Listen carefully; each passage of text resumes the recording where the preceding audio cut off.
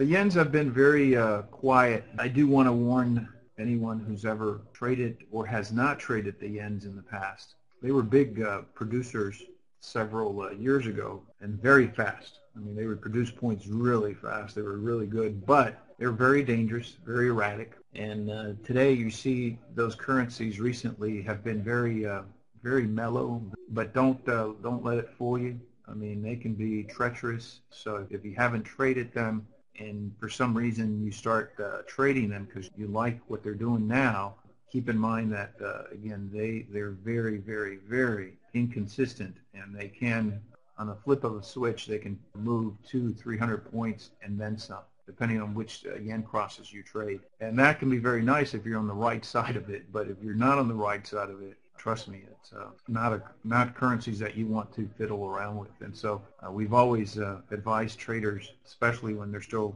getting used to this stuff, to stay away from those. And quite honestly, when I've traded, let's say I've had an array of about 4 currencies that I trade.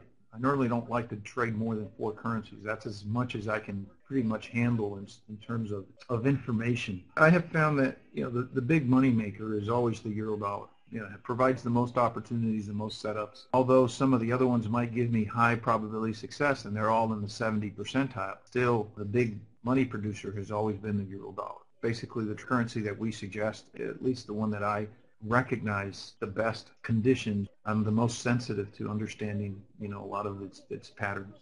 So we do a lot of evaluations here. But from here, the idea is that once you learn the euro dollar and you start understanding some of the other intricacies that work with all these different currencies, specifically if they're all dollar related, like we have here, Aussie, pound, and euro, you can trade all these 3, and you can use the information that's happening on 1 or 2 of them sometimes to take advantage of another one that is kind of slow to react to what the other 2 might be doing. Those are the kind of other trades that we'll do that takes some time to see and recognize in real time. But as we've said, I mean, the idea here is to give you a tool, and then how to use that tool and the multiple ways that you can use that tool to generate under different market circumstances and conditions. But the most crucial thing about any trading style is always your managing skill. You have to be very defined about what your risk is, and then every time you take your trade, you have to be willing to accept the risk and accept the outcome. And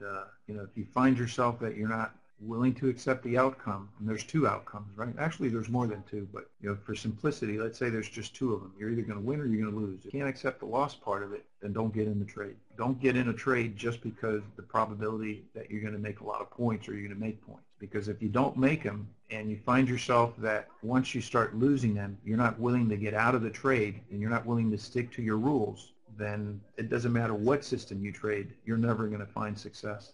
And I think many of you traders who are probably here come from backgrounds where a lot of the systems you employ use significantly large stops. And to me, a large stop is anything that you've got over 30 points for a stop. So if you have a 30, 40, 50, 100 point stops, anything over 100, to me, that's gigantic. But you've got to allow your system to work, and anytime those stops get hit, you have to accept them. That's part of the risk. And if you find yourself moving your stops further away from your entries because you don't want to see your stops exercised, then it doesn't matter what you do. You're going to find you're not going to be able to succeed in this.